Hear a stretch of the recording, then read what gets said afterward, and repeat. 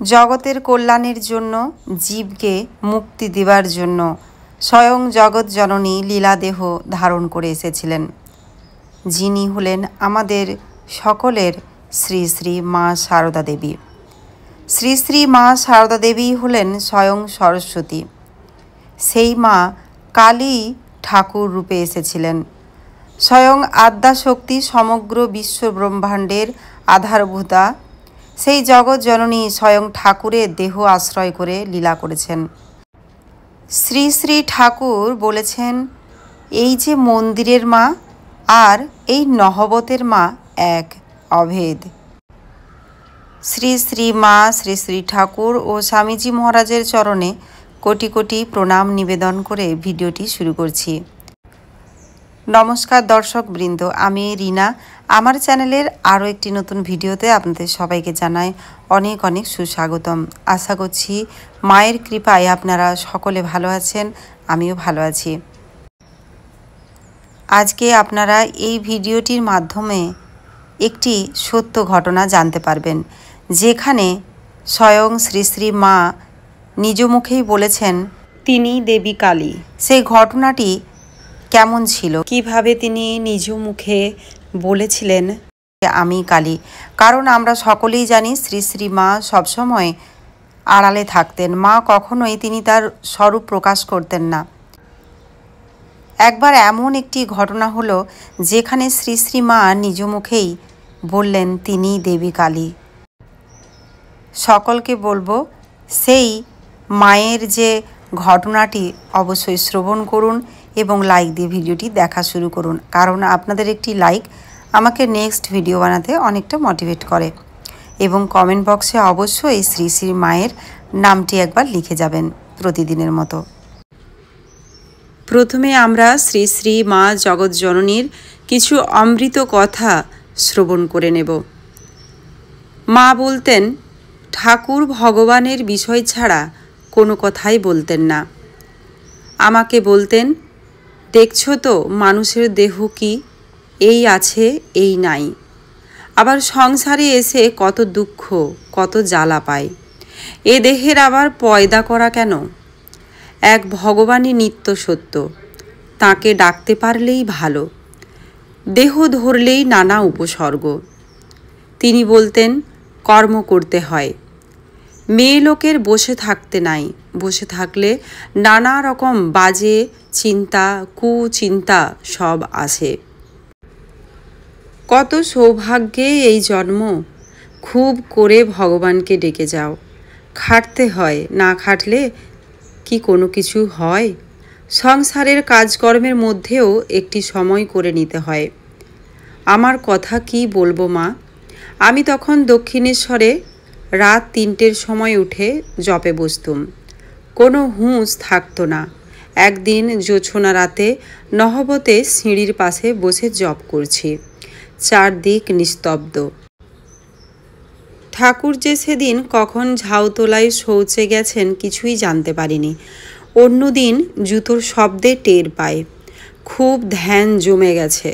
তখন আমার অন্য চেহারা ছিল, গয়না পরা লাল পেড়ে শাড়ি, গা থেকে আঁচল খসে বাতাসে উড়ে উড়ে পড়ছে। কোনো হুঁশই নেই। সেসব কী দিনই গিয়েছে মা। জোছনা রাতে চাঁদের পানে তাকিয়ে জোড় হাত করে বলেছি, তোমার ওই জোছনার মতো আমার অন্তর নির্মল করে দাও। জপ ধ্যান করতে করতে দেখবে ঠাকুরকে দেখিয়ে উনি বলছেন, উনি কথা কবেন, মনে যে বাসনাটি হবে তক্ষুনি পূর্ণ করে দেবেন। কি শান্তি প্রাণে তখন আসবে। আমাদের জীবনের যত রকম সমস্যা, যত রকম বাধা দুঃখ কষ্ট দূর হয়ে যাবে তখন, যখন আমরা মায়ের প্রত্যেকটি উপদেশকে ফলো করব, অর্থাৎ মেনে চলব। আমরা হয়তো সবগুলি মেনে চলতে পারি না, কিন্তু মায়ের কাছে সবসময় প্রণাম নিবেদন করে প্রার্থনা করব যেন মায়ের উপদেশগুলি মেনে চলতে পারি। এরপর চলুন সেই ঘটনাটি, দৈবিক ঘটনাটি আমরা এখন শ্রবণ করে নেব, যেখানে শ্রী শ্রী মা নিজ মুখে বলেছেন তিনি দেবী কালী। হ্যাঁ, আমরা সকলেই জানি তিনি দেবী কালী, তিনি জগৎমাতা, তিনি দুর্গা। তবুও মা কিন্তু কখনোই বলতেন না নিজ মুখে যে তিনিই দেবী। কিন্তু মায়ের লীলা পার্ষদরা, মায়ের সংস্পর্শে যারা ছিলেন, গোলাপ মা, যোগিন মা, লাটু মহারাজ, বিভিন্ন বড় বড় মহাপুরুষরা, যেনারা মায়ের কাছে থাকার সুযোগ পেয়েছেন, মায়ের শ্রীচরণে ঠাঁই পেয়েছেন, তেনাদের কাছ থেকেই আমরা এই সমস্ত সত্য ঘটনাগুলি জেনে নিতে পারি। সেরকমই আজকের এই সত্য ঘটনাটি আজকে আমরা শ্রবণ করে নেব এবং ধন্য হব।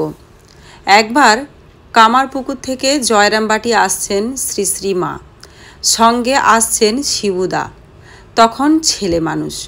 জয়রামবাটির প্রায় কাছে মাঠের মধ্যে এসে শিবুদার হঠাৎ কি মনে হওয়ায় দাঁড়িয়ে পড়লেন। মা কিছু দূর এসে পিছনে কারো পায়ের শব্দ শুনতে না পেয়ে ফিরে দেখেন শিবুদা দাঁড়িয়ে আছেন। মা বললেন, ও কি রে শিবু, এগিয়ে আয়। শিবুদা বললেন, একটা কথা বলতে পারো? তাহলে আসতে পারি। শ্রী শ্রীমা বললেন, কি কথা? শিবুদা বললেন, তুমি কে বলতে পারো? মা বললেন, আমি কে? আমি তোর খুঁড়ি। শিবুদা বললেন, তবে যাও, এই তো বাড়ির কাছে এসেছ, আমি আর যাব না। এদিকে বেলা শেষ হয়ে আসে, তখন সন্ধ্যা ঘনিয়ে এসেছে। মা বিপন্ন হয়ে বললেন, দেখো দেখি, আমি আবার কে রে? আমি মানুষ, তোর খুঁড়ি। শিবুদা বললেন, বেশ তো, তুমি যাও না। শিবুদাকে নিশ্চল দেখে মা শেষে বললেন, লোকে বলে আমি কালী।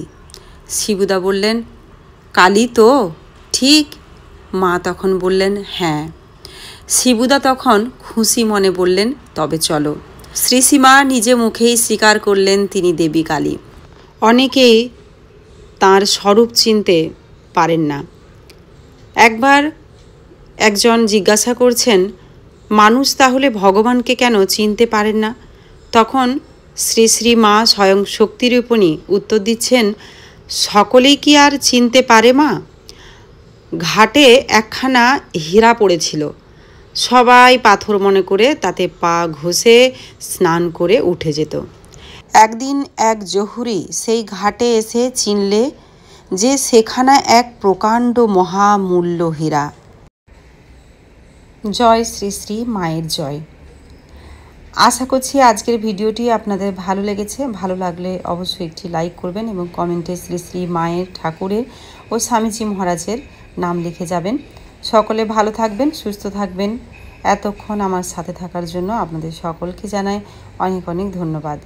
দেখা হচ্ছে নতুন একটি ভিডিও নিয়ে।